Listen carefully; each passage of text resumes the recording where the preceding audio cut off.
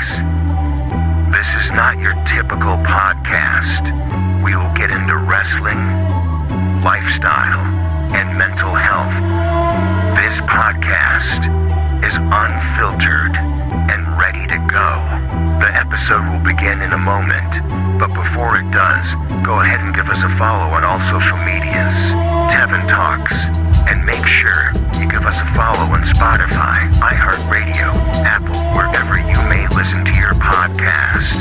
Here's Tevin. Good morning, family. This is Tevin with Tevin Talks. I know it's been quite some time, and I just want to let y'all know that I miss every single one of you, every single one of my listeners, followers, family, whatever you want to call yourselves.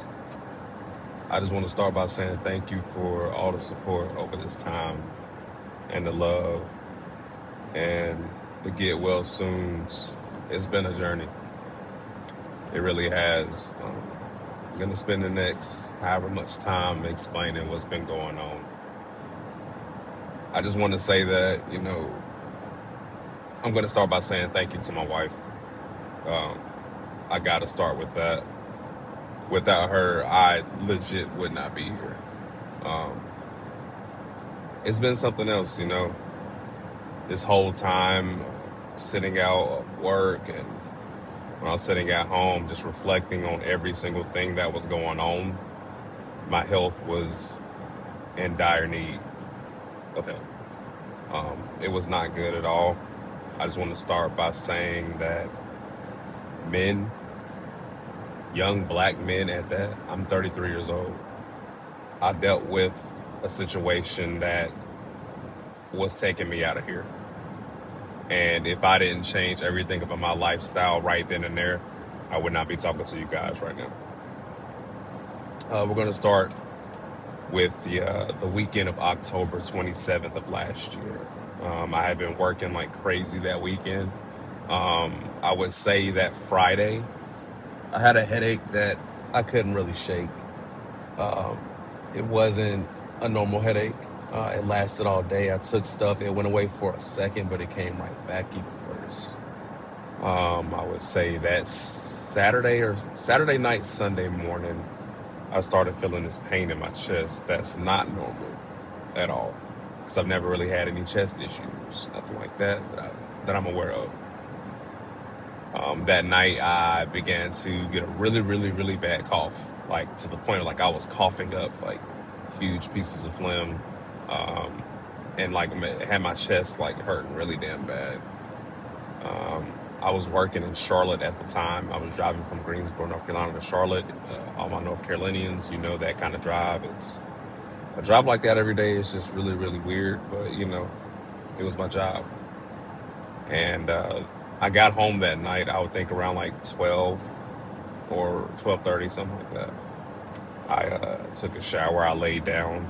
But then I woke up to not being able to breathe. And I went to the bathroom. Whenever I was able to catch my breath, I just started vomiting. Which I knew, like, I wasn't feeling good. Maybe a little stomach virus, upper respiratory infection, something. I just knew I just felt off. My wife was like, yeah, hospital now. I get to the hospital. And it was probably about like 10 to 12 people, maybe 15 in the lobby waiting to be seen. I get in there and, I'm talking to the help at the desk and she's asking me questions and I'm telling her what's going on, how I feel. And I told her, I said, I have a really, really bad chest pain right now. And, she's asking me on a scale of 1 to 10. I was like, every time I talk, it's like getting worse. So they actually triaged me in the lobby to check my vitals, and my blood pressure was extremely high, higher than I've ever seen it at that time. I think it was 190 over like 120 or something like that, 180 over 120, something like that. But regardless, with everything I told her that I was feeling at that moment, out of breath, everything. And I'm talking about when I would say I was out of breath, so even I got to rewind a little bit. Me being out of breath, led to, I would say, like a week or two prior to that. Just walking up the steps in my home, I was out of breath, like really weird, like I had been running or whatever the case may be. And I knew that wasn't right. But again, I honestly just thought, because I gained some weight, and I was thinking maybe it's just me being out of shape, but that wasn't it. So again, with it being probably 15 people in the lobby, I got sent straight to the back.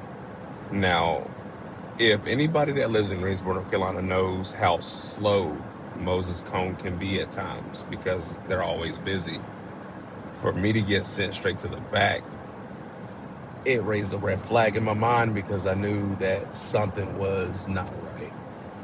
So I get straight to the back and they start working on me. Some hours pass by and it's like, it feels like things are not getting any better to me.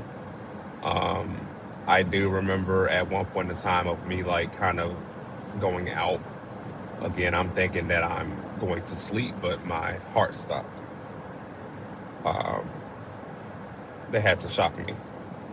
My heart actually stopped a second time, and they had to bring me back by shocking me again. Now, I don't know anybody personally that had to deal with this before, but that second time I felt it as I was coming out of it. And it was the weirdest feeling I had ever dealt with. But I knew, again, that something was not right at that time for sure. By that time, my wife has come back there and just talking to the doctors, and, the term heart failure has came about. Now, I know in my family, there's been people that have had high blood pressure, but somebody dealing with congestive heart failure, especially at my age, I was 32 at the time, that was a little off. And then they come in and say, hey, you have diabetes as well. Again, something that I never dealt with, but I'm just like, at this point, I'm like, in my mind, can you please just stop telling me stuff? At this point in time, I'm pretty sure I was in there tearing up a little bit because I knew at that time I was dying. It was not good. Nothing about that situation was okay. If you know who I am, Tevin Turner, family man, husband, father. I was also a wrestler. I had just retired in August, so it's like to come from wrestling and honestly, in my opinion, the best year of my career to being in the hospital, legit dying, was just really odd to me. And I'm not saying that wrestling kept it away. I'm not saying that wrestling is what made it worse. Not at all. But what I do know is that if I didn't have somebody like my wife supporting me as much as she does, I wouldn't be here to be able to even tell you this story. Now, I am not the most religious in the world, and people that know me know that, but they know that I do believe in God, and I do believe that everything happens for a reason.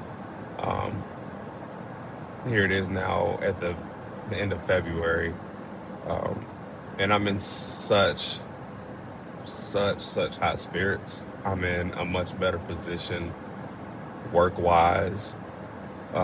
Mental health is so much better than it was over the last couple months, and that's why it took me a minute to get back to you guys, because I was not okay.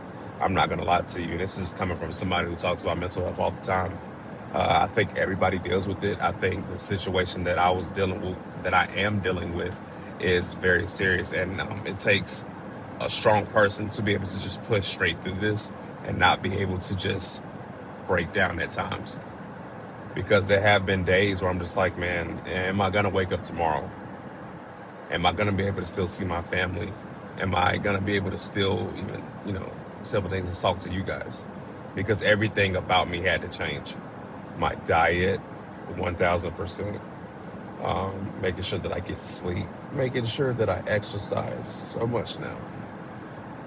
When I went into the hospital, I was 366 pounds. I am glad to tell you now that I am sitting right at 328, 329.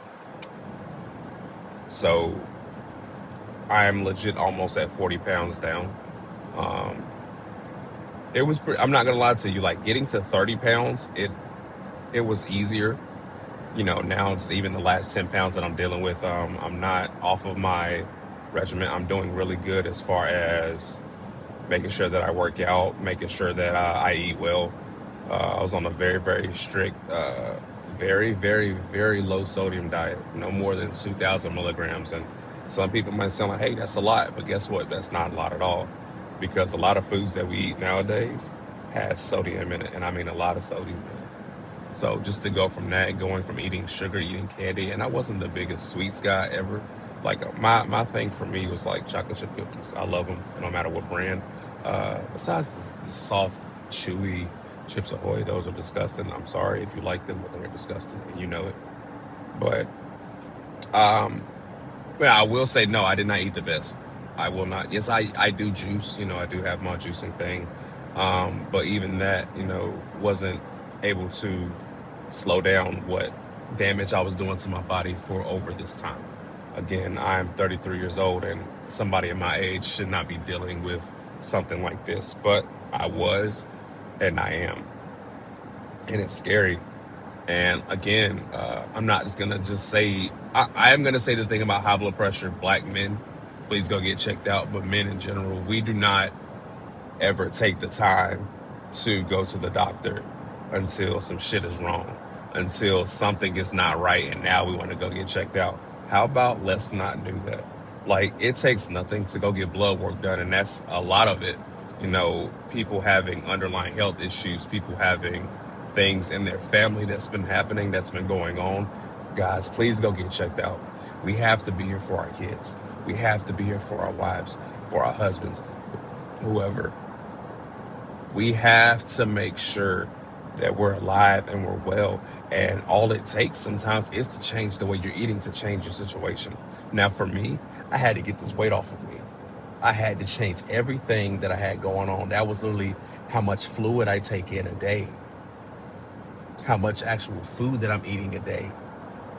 I had to change everything. But I can tell you that things do get better.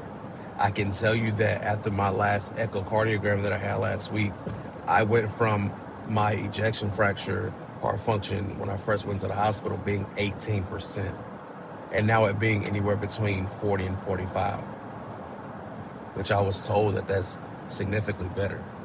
And that the medicines that I'm taking a lot of medicine right now, but that's going to stop soon because I'm doing exactly what I'm supposed to. I'm not saying I'm not going to take any medicine, but I'm not going to be taking as much as I was taking for the heart failure and the diabetes. My A1C was above 7.7, I believe, at one time. The highest it was I think about 8.4. When I got blood work done the other day, it was at 6.2. And what is 6.2 for A1C for somebody that was diabetic? That is pre-diabetic now. So I have type 2 diabetes, which can be reversed. And Lord willing, I get rid of it. I think they say once you're diabetic, you're always diabetic. But the way that you manage it and the way that you stay away from that stuff, if it's possible, and I'm able to get that away and reverse it, I'm going to do everything that I can to do that. And me working out, me eating well now, that's a huge step. And that's legit helping me every day. So I want people to understand this. Regardless of what it is you're going through at this point in time, you're better than it. The negative shit, the downplaying, a lot of it has to do with our mental. If your mental is not okay, how can you ever make sure to fix things like this? How can you be the greatest version of yourself? How can you ever be successful if your mind isn't right? It starts with that. And I can say towards the end of my wrestling career of going into life what it is right now, it wasn't the best for a good minute. And that's why I made sure to step away, because I would never come on here and try to fake it until I make it, especially with you all, because you guys supported me and you guys knew exactly how to help me be the best version of Tevin that I can be. And guess what? We're back. And we are legit better than ever. So be looking forward to these conversations and the interviews. I can't wait to get back to talking to people and seeing how life is going, even revisiting some conversations with people to see how life is going. Hopefully everybody's doing their best, because I am. And we're going to continue to do that. I ain't going to talk your head off this morning, but what I will end with saying is that I love you and that I appreciate you. And when I did need you, you stepped up and you were there. And nobody can take that away. You guys are awesome. I missed you all. I hope you missed me. This is Tevin. I'm out.